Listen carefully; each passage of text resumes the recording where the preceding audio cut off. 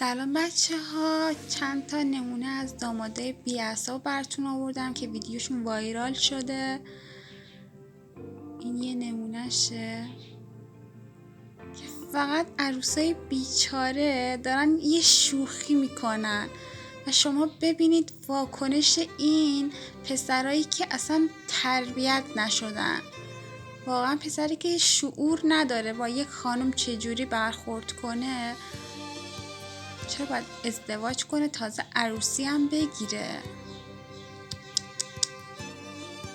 وای بچه، بعد از دیدن این قشنگ 2 روز افسرده بودم. خدایا اصلا کاملا مشخصه از جمع چقدر این آدم بیشعوریه. وای خدای من، داشت شوخی میکرد.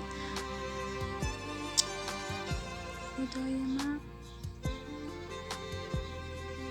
این ویدیو خیلی توی سطح دنیا وایرال شده و اصلا باور نکردنیه.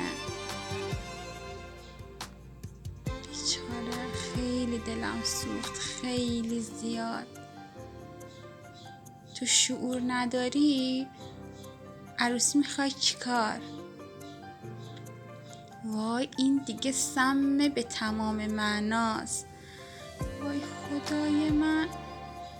بچه شما نظراتتون رو برام توی کامنت بنویسید و برای دیدن ویدیوهای دیگه حتما کانال یوتیوبی من رو سابسکرایب کنید.